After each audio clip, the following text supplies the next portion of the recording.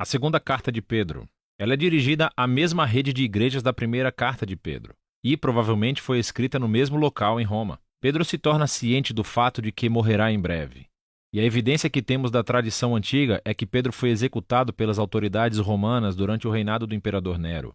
E então essa carta atua como um discurso de despedida de Pedro. Ele começa por oferecer um desafio final, que os seguidores de Jesus devem ser pessoas que nunca param de crescer. E esse desafio é seguido por dois avisos finais sobre um crescente número de mestres corruptos que estão desencaminhando os cristãos nessas comunidades da igreja. Primeiro, pelo seu modo de vida corrupto, e segundo, pela sua teologia distorcida. Por toda a carta, Pedro combate as acusações feitas por esses mestres contra si próprio e contra os outros apóstolos. E o objetivo de Pedro é reestabelecer a confiança e a ordem para essas comunidades da igreja. Pedro, então, começa lembrando essas igrejas que, através de Jesus, Deus convidou as pessoas a participarem na sua própria natureza divina. Isso é, para partilhar da vida eterna e do amor do próprio Deus, o que é impressionante. E isso requer uma resposta de uma vida inteira. Aceitar essa dádiva significa estabelecer um compromisso para o desenvolvimento dos mesmos traços de caráter que marcam a natureza divina do próprio Deus. Pedro lista aqui 7 que se devem almejar. E a característica final que engloba e completa todos os outros é o amor. O que, segundo Jesus, significa devotar-se ao bem-estar do próximo, não importando o custo ou o retorno. Amar, segundo Pedro, é compartilhar da vida do próprio Deus. Pedro, em seguida, declara o objetivo da carta. Ela atuará como uma crônica dos seus ensinamentos para serem transmitidos às próximas gerações, pois ele não estará vivo para fazê-lo em pessoa. Então, antes de morrer, ele deseja abordar essas objeções e acusações feitas pelos mestres que distorcem os ensinos de Jesus e dos apóstolos. Pedro, então, aborda uma acusação reproduzida por céticos presentes e futuros, ou seja, que ele e os apóstolos teriam inventado tudo isso sobre Jesus ter ressuscitado dos mortos e ser o rei do mundo. Jesus não vai realmente voltar um dia. Pedro oferece o seu depoimento como testemunha ocular do poderoso momento de transformação de Jesus na montanha. Lembre-se da história em Marcos, capítulo 9. Os apóstolos viram Jesus ser exaltado como rei, e a sua ressurreição significa que ele está vivo como rei e voltará para salvar o nosso mundo um dia. E então, o futuro retorno de Jesus para trazer o reino de Deus cumprirá com o que todas as antigas escrituras têm apontado todo esse tempo. As palavras dos profetas do Antigo Testamento não são fantasias inventadas. Em vez disso, o próprio Deus falou conosco por meio dessas palavras humanas da Escritura e através do humano Jesus.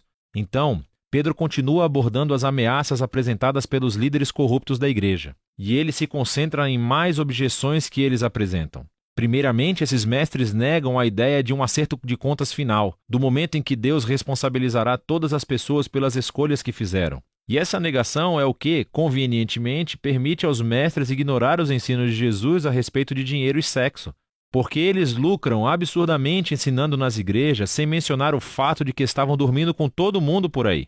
Entretanto, Pedro lembra aos seus leitores que Deus pode e irá confrontar a rebeldia com a sua justiça. Ele recorda 3 exemplos antigos quando Deus fez isso. Primeiro, ele menciona a história sobre os filhos de Deus em Gênesis 6, como foi interpretado em uma obra judaica popular da época chamada Primeiro Enoque. Primeiro Enoque diz que os filhos de Deus são anjos rebeldes que passaram dos limites e dormiram com mulheres, merecendo assim o julgamento de Deus. Pedro, então, traz à tona as histórias do dilúvio antigo e de Sodoma e Gomorra. Nos 2 casos, ocorreu uma rebelião que levou ao julgamento divino. Contudo, Pedro diz, Deus sempre foi fiel para libertar seu povo e usa a história de Ló como um exemplo. Pedro faz a ligação entre essas 2 histórias antigas e o modo de vida corrupto dos mestres. Eles também buscam dinheiro e sexo. Eles desprezam a autoridade de Deus e conduzem outras pessoas a pensarem que Deus não se importa com decisões morais. Ele diz que eles ensinam uma mensagem de liberdade cristã e usam-se disso como permissão para fazerem o que desejam. É por essa razão que Pedro traz à tona as cartas de Paulo mais tarde no capítulo 3. Parece que esses mestres distorcem a mensagem de Paulo sobre a liberdade em Cristo.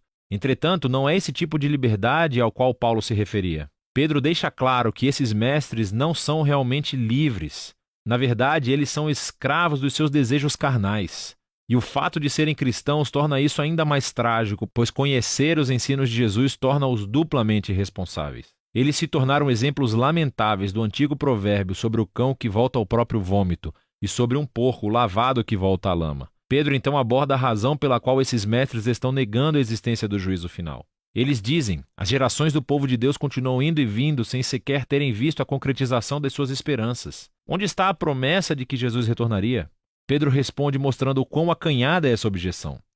Olhe à sua volta, ele diz. Olhe para esse notável universo que habitamos.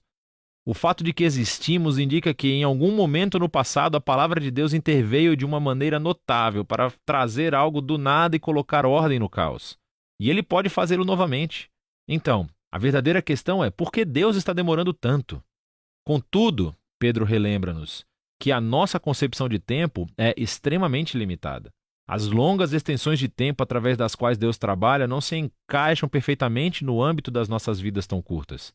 Esses longos montantes de tempo são, na verdade, um sinal da paciência de Deus, pois a cada geração é oferecida uma oportunidade para reconhecerem o seu próprio egoísmo, para humilhar-se e arrepender-se perante a generosa graça de Deus.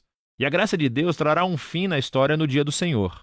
Aqui, Pedro se baseia na poesia profética de Isaías e Sofonias, que descrevem o dia da justiça do Senhor como um fogo devastador. Pedro diz: os céus passarão, e a estoiqueia irá derreter no fogo. Estoiqueia é uma palavra grega para os elementos, que neste caso significa a dissolução do universo material. Ou mais provavelmente se referia aos corpos celestes, em outras palavras, às estrelas. Esse é o significado dessa palavra em Isaías capítulo 34, de onde Pedro faz a citação. E nesse caso, esta frase é uma metáfora sobre o céu ser removido, por assim dizer, diante do Deus que vê tudo. E por isso Pedro diz que o dia do Senhor resultará na exposição da terra e de todas as suas obras. O objetivo final da justiça devastadora de Deus não é destruir o universo material. Pelo contrário, é expor o mal e a injustiça e removê-los, para que um novo céu e terra possam existir, mas dessa vez permeados de justiça. Cheios do amor de Deus e pessoas que conhecem o amor de Deus e amam seus próximos como a si mesmos. Pedro conclui dizendo: esta é a verdadeira esperança cristã que Jesus e os apóstolos têm anunciado, incluindo Paulo, cujos escritos podem ser mal interpretados se reproduzidos fora do contexto, mas todos os apóstolos estão de acordo. E assim, Pedro conclui o seu discurso sobre a igreja. Agora, o tom da segunda carta de Pedro parece bastante intenso, mas a sua paixão vem de uma sólida convicção de que Deus ama este mundo e está determinado a salvá-lo por meio de Jesus. Isso significa que o amor de Deus deve enfrentar e lidar com o pecado e a injustiça que arruinaram com seu mundo amado. E, em seu tempo, Deus o fará, revelando um novo futuro para a humanidade e para o próprio universo. E por isso, 2 Pedro oferece uma visão ampla e expansiva da esperança para todo o mundo e nos desafia a fazer uma avaliação das nossas vidas diárias. E é disso que se trata a segunda carta de Pedro.